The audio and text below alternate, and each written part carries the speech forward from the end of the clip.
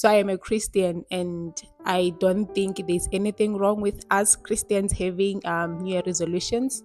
The difference with us will be that we need to commit those plans unto God. We are not expected to entirely depend on our own understanding, but there is nothing wrong with us having desires.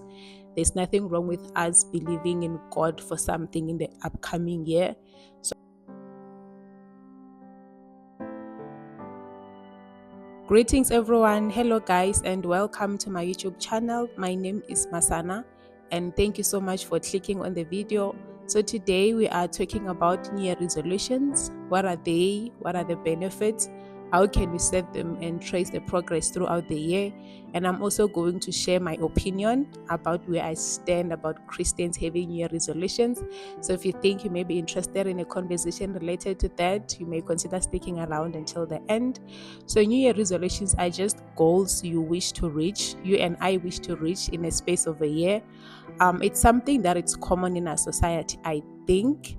For those that attend a crossover service in church, it's a Thanksgiving service, but there may be a slot or a prayer item where you get to pray for the things that you wish to see on the upcoming year. And I would love to believe that similar conversations maybe are happening in different settings as well.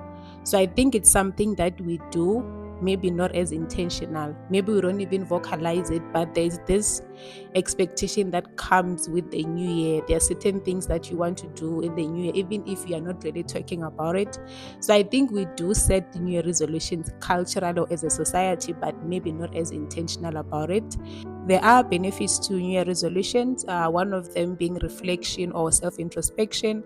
You get to reflect on the previous year or 2 years. You check the things that you did good and the things that you did not do so well. So you avoid those ones and work on the good things so you achieve more greater results.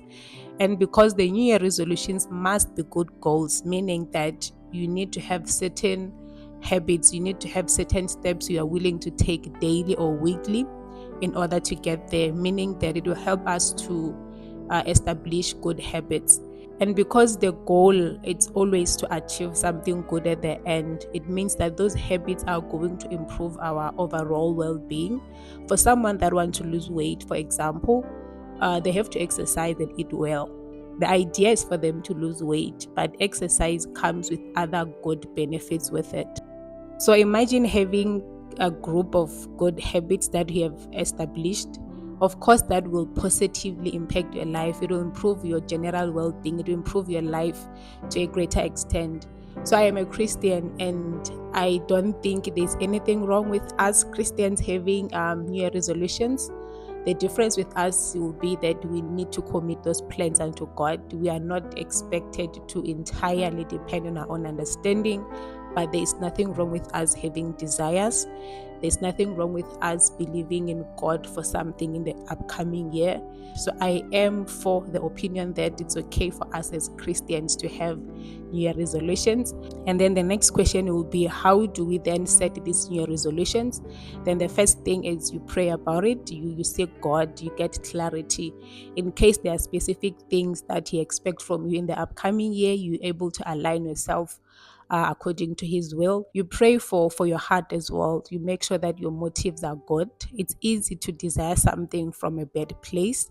So you just pray that it's not envy, it's not competition that's causing you to have this New Year resolution, but it's something that you sincerely desire from the pure, honest form of your heart. And then the second thing you have to do will be you need to be honest with where you are now and where you would love to be. So this will help you to set resolutions that are going to be relevant to you. So at least at the end of the day, you achieve your desired results. Then the third point will be you write them down.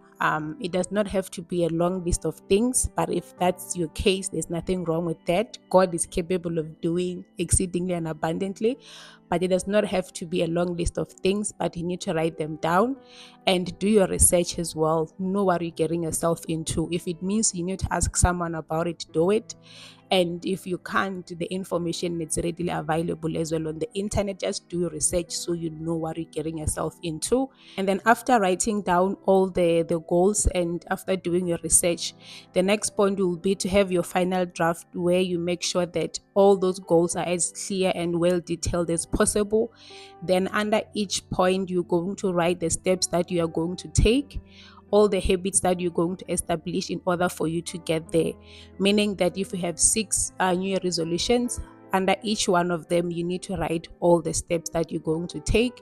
And it's possible that some habits are going to overlap on other goals as well. Just make sure that you repeat that one habit for each of those goals if it's overlapping, so that it's clear that under each goal, this is what is expected of you.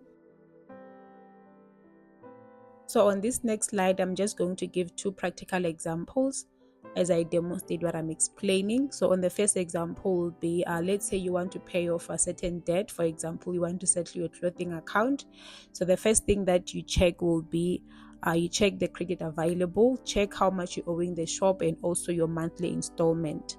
If the goal is for you to close off the account completely, you need to focus on reducing the credit limit. Make sure that your limit is equivalent to your balance, so you do not have any credit available for you to spend. So this may not be applicable for every other kind of debt. I'm just giving like a practical example with a clothing account, and this does not serve as a financial advice as well. So every month as you pay your monthly installment, if the shop allows, reduce your credit limit so you don't have any buying power available for you to spend. And one thing to take note of with this kind of debt, it's you need to be disciplined. If you know that your shopping habits are not as good, you may have to consider other form of shopping like lay-bys, but also lay-by what you can afford. I know in South Africa, the lay-by system, I think they allows for 3 months and 12 months some of the shops with little to no interest, but just kind of figure out how much you'll be able to pay in a period of 3 or 12 months in order for you to get that particular thing that you want. And for people that maybe want to keep their account for maybe credit record purposes, only keep the buying power of something that you can be able to manage. You can't keep a buying power of 21,000 if you know very well that you only be able to keep to manage 2,000. So keep the buying power to the amount of money that you can be able to manage. So on the next example will be, let's say you want to grow your relationship with God. This is applicable for people that have been in the Christian faith for a while, or maybe they are new to the faith. Set aside time to pray by yourself and also to study God's word. As much as it's important for us to have a community, it's also very much important for us to set aside time where we get to fellowship with God. If you don't have a church yet, search for a good church, a Bible-believing church. If you cannot maybe trust your own judgment, have people that you look up to, ask for help from other people, to check out their recommendations. And after you've found that church, prioritize attending the church services, prioritize attending the church events. You don't have to do your laundry on a Sunday. If you can manage to have 2 hours, maybe once or twice in a week, to attend the prayer meetings for the church, please do so. And also consider joining a home cell, also consider joining a ministry. As much as it's important for us to gather as a large crowd, it also helps to kind of trace your progress better if you are having some sort of a small intimate group that you are fellowshipping together. And this also helps with accountability as well, in the sense that you don't do things because you feel like doing. Because one thing we know about our relationship with God is having other people walk this journey with you kind of helps you to not do things because you feel like you want to do it, but you do things because you also feel encouraged by doing it with other people. So find a church, look for a good church, join a ministry, make time for the church, and let's see how our relationship with God will transform. So those are the 2 examples that I wanted to give practically, just to demonstrate my explanation of setting the new resolutions. So let's just get right back into the video. And the last point on how to set your new resolutions effectively will be to get accountability. It's advisable to get someone that is not having the same struggles as you, or someone that is stronger in that area. But just do it with someone. It's a little bit easier when you know that you're not doing it alone. It's a little bit easier when you have people that you can look up to, that have already walked the journey before you. So get accountability where it's applicable. Now that we have defined our New Year resolutions, we know the benefits and how we can effectively set them.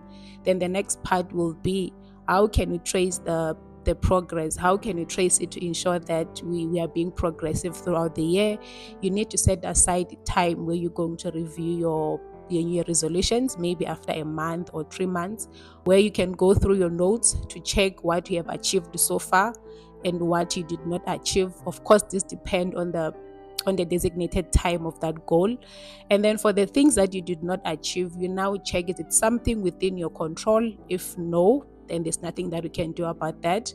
But if the answer to that is a yes, then now you need to check that, what is it that you can do differently? Is there a need for you to adjust? Is there a need for you to establish another habit to get there? You don't have to be rigid to the initial script of how you wanted to do your goal initially, but the idea is progress. So you now need to check if there's a need for you to make adjustment, and then you do that. And then the other thing you can do to make sure that you're progressive throughout is to celebrate the progress that you are making. You reach that small goal, you celebrate it. You highlight it, let it be clear that this is what I've achieved so far. So that can serve as a testimony. It serves as an evidence of what you have achieved so far. So it gives you the hope and the confidence. So it fuels you up to want to achieve the remaining goals that you have for the year. So that's it from me, guys. That's how I'll be setting my New Year resolutions for the next coming year. And that's how I'll be tracing the progress as well. But please take note that in all these things, we should allow God to be God in our lives.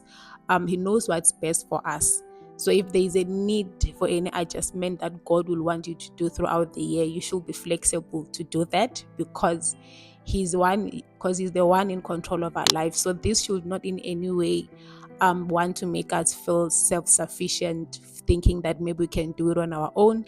And if it happens that along the journey you stumble and you fall, you just need to get up, dust yourself, and try again. So the whole idea, it's not perfection, but it's progress. And because it will take sacrifices for us to reach our goals, let that not allow us not to have peace and joy. We should still enjoy life and live in the moment. So let there be a balance between our sacrifices to reach our goals and also living and enjoying the moment. So thank you so much, guys, for watching until the end. For someone that's believing in God for employment, may God meet that need. May it not only be a job offer, but may it comes with a good working environment as well. It's okay for you to desire employment.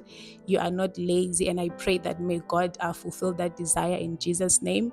Thank you so much for watching until the end, guys. I will see you on the next one. Bye.